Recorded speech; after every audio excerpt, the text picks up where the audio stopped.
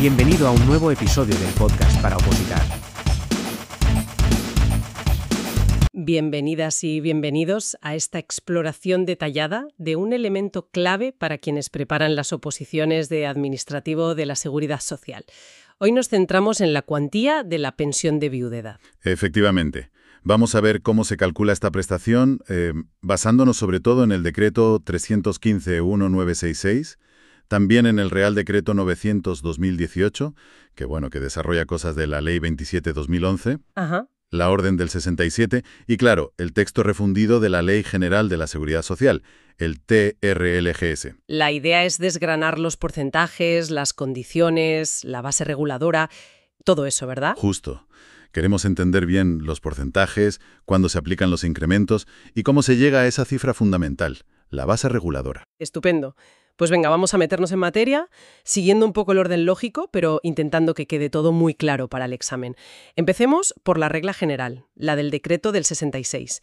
¿Cuál es el punto de partida? Pues mira, el punto de partida general, la norma básica, es aplicar un 52%. Un 52%. Sí, un 52% a la base reguladora que corresponda.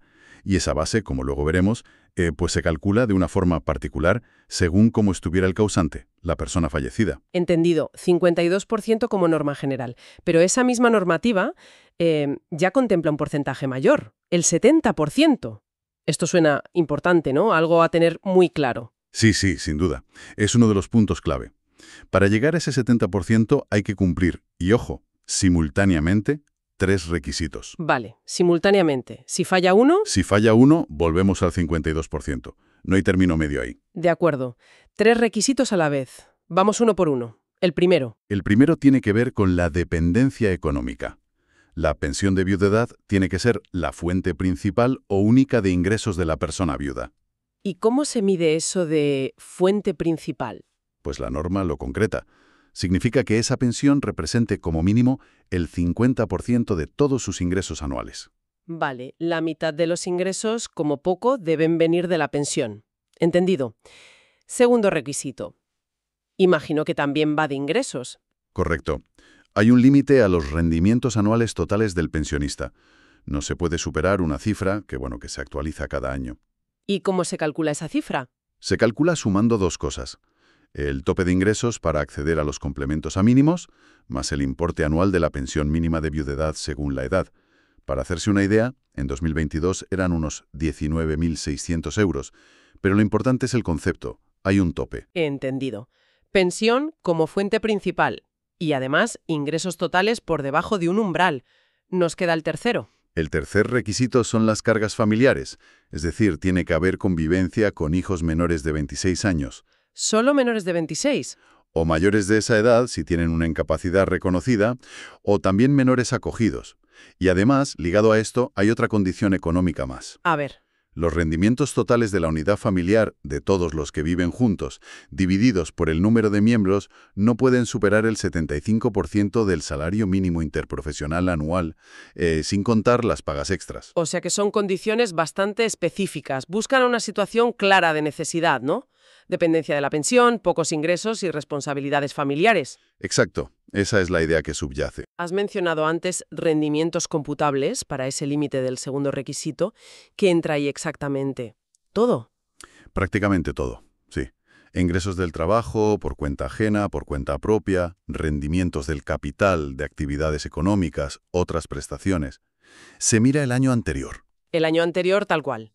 Bueno, con un matiz importante. Se excluyen los ingresos que ya no se perciben, como es lógico los del causante fallecido, o aquellos que se demuestre que no se van a tener en el año en curso. Vale. ¿Y si alguien empieza cobrando el 52% porque no cumplía, pero después sí cumple los 3 requisitos, puede pedir el 70%? Sí, claro que puede. Si los cumple después, puede solicitarlo y la aplicación del 70% empezará a contar, económicamente hablando, desde el día 1 del mes siguiente a la fecha de la solicitud. Ah, ¿no es retroactivo desde el principio? No. desde la solicitud. Adicional, me pareció leer. Sí, así es. Una especie de control final. La suma de la pensión de viudedad anual, ya con el 70%, más el resto de rendimientos que tenga la persona, no puede pasar de ese límite de ingresos que usamos para el segundo requisito. ¿Y si lo pasa?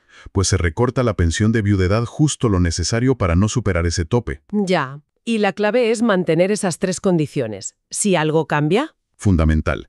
Los 3 requisitos tienen que concurrir durante todo el periodo. Si uno deja de cumplirse, automáticamente se vuelve el 52%. ¿Desde cuándo? Desde el primer día del mes siguiente a la fecha en que se dejó de cumplir.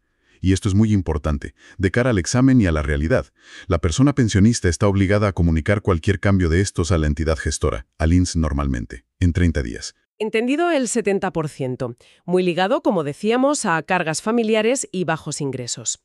Pero al principio hablabas de otro porcentaje, el 60%, del Real Decreto 9000-2018.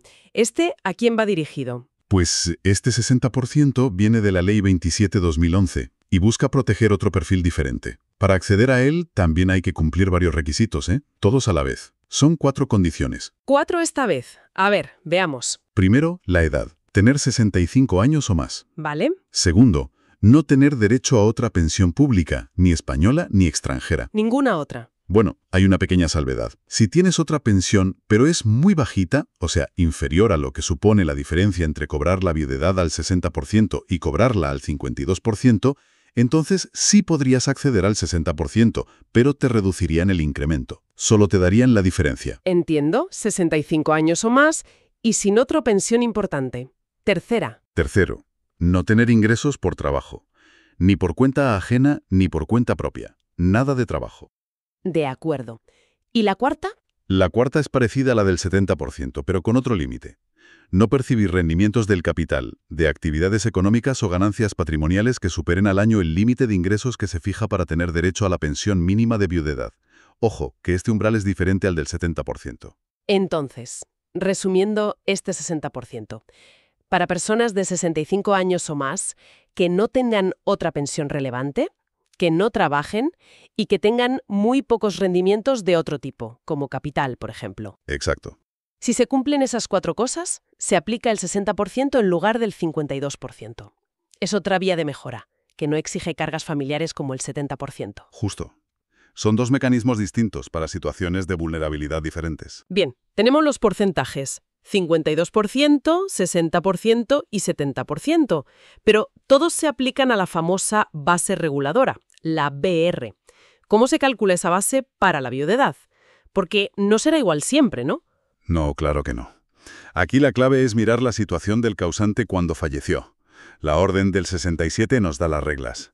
Hay que distinguir sobre todo si el fallecimiento fue por contingencias comunes, enfermedad, accidente no laboral, o profesionales, accidente de trabajo, enfermedad profesional.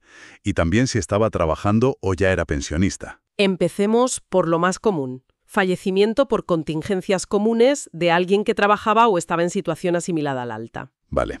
En ese caso, la BR se calcula dividiendo por 28 la suma de las bases de cotización de un periodo seguido de 24 meses naturales. Los últimos 24 meses. Ahí está el detalle importante. No tienen por qué ser los últimos. Los beneficiarios pueden elegir esos 24 meses dentro de los 15 años justo anteriores al mes previo al fallecimiento. Anda, eso es interesante. Permite buscar un periodo mejor si lo hubo. Claro. Si hubo un par de años con mejores cotizaciones en ese periodo de 15 años, se pueden elegir esos. ¿Y si en esos 24 meses elegidos hay algún mes sin cotizar? ¿Las lagunas? Pues esas lagunas se integran, se rellenan, con las reglas generales, que son parecidas a las de jubilación. Las primeras 48 lagunas se cuentan como si se hubiera cotizado por la base mínima de ese momento, al 100%. Y si hay más, a partir de la 49, se cuentan al 50% de la base mínima. ¿Y se actualizan las bases? Sí.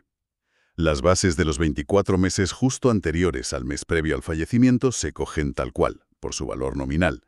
Pero las más antiguas, dentro de sus 15 años, sí se actualizan con el IPC para traerlas a valor presente. Entendido para trabajadores en activo por contingencias comunes. ¿Y si quien fallece ya era pensionista, de jubilación o incapacidad permanente? Ah, pues ahí es mucho más sencillo. La base reguladora para la viudedad es básicamente la misma que se usó para calcular la pensión que cobraba el causante. La misma base reguladora. Sí, pero ojo, hay una precisión importante. Si era un gran inválido y cobraba un complemento del 50% para pagar a su cuidador, ese complemento específico no entra en la base reguladora de la viudedad, se queda fuera. Clarísimo ese punto. ¿Alguna otra situación relevante para la base reguladora? Bueno, brevemente, si estaba en invalidez provisional, que es una figura antigua, o cobrando un subsidio de espera, se calcula como en el primer caso, el del trabajador en activo por contingencias comunes. Y luego está el caso importante de que el fallecimiento sea por accidente de trabajo, AT, o enfermedad profesional, EP. Ahí cambia el cálculo, imagino. Sí, aquí el método es diferente. No se miran las bases de cotización de los últimos años, sino las retribuciones reales que tenía el trabajador en el momento del accidente o de la baja por enfermedad profesional. Se aplica una normativa más antigua del Reglamento de Accidentes de Trabajo. ¿Y cómo va a grandes rasgos? Pues, simplificando mucho, se calcula un salario diario sumando varios conceptos: salario base, antigüedad, complementos. Y se multiplica por 365. Luego se suman las pagas extras y una estimación de otros pluses o beneficios. Es un cálculo más pegado al salario real de ese momento y, la verdad, bastante más complejo en los detalles. Para el examen, lo fundamental es saber que existe este método distinto para las contingencias profesionales. Muy útil la distinción, queda claro. Hay que fijarse bien en la contingencia, común o profesional, y en si era activo o pensionista para saber cómo calcular la BR. Perfecto. Pasemos a otro tema, más reciente, que afecta a la cuantía. El complemento para la reducción de la brecha de género. Se suma a la pensión de viudedad. Sí que se aplica.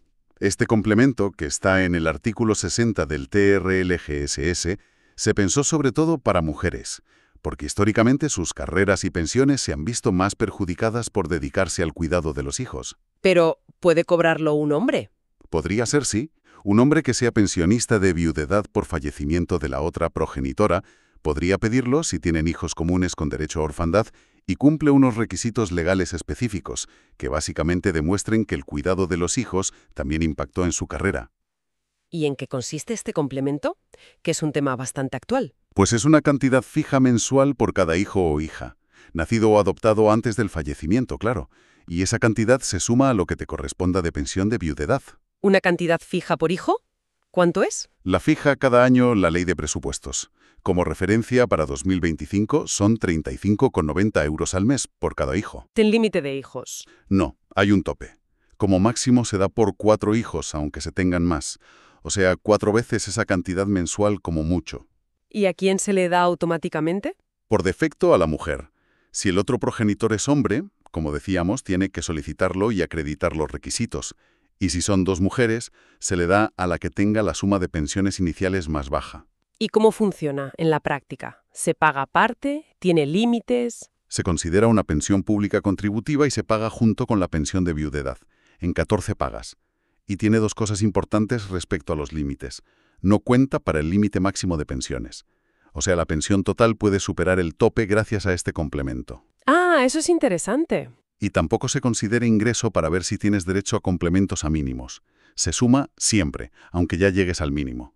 Muy bien. ¿Algún detalle más? Sí, un par de cosas rápidas.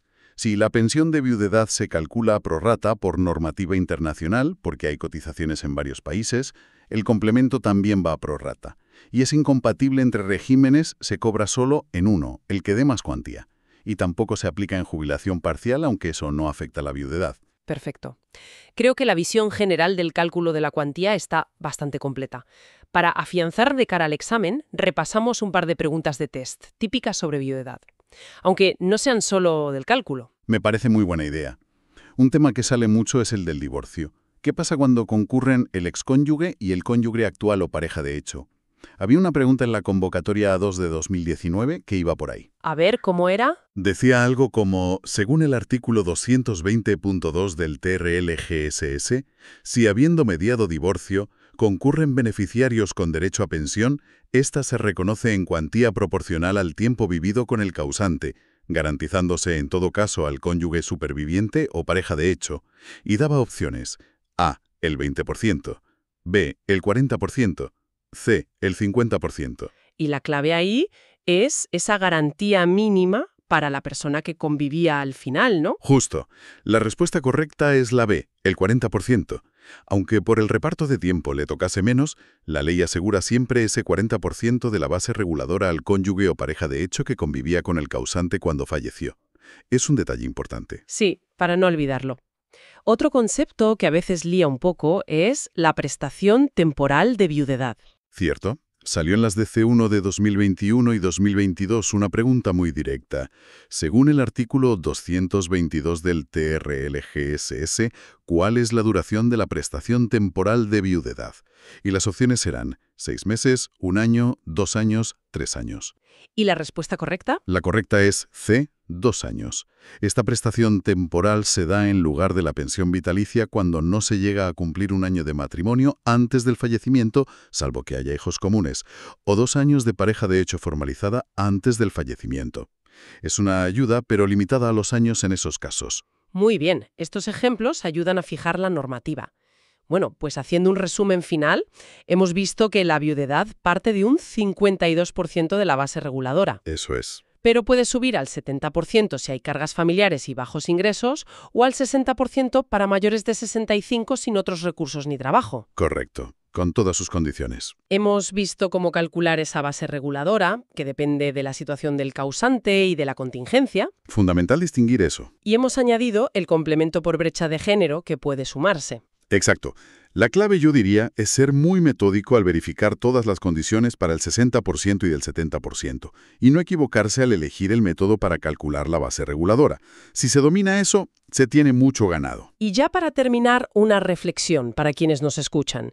Si pensamos en esas condiciones tan concretas para el 60% o el 70%, edad, cargas familiares, dependencia económica, no trabajar, ¿qué nos dicen sobre dónde pone el foco el sistema?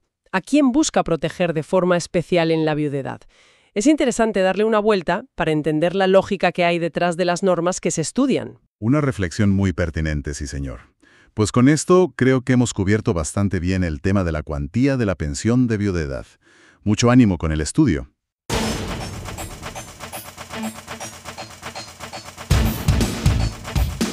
El podcast para opositar.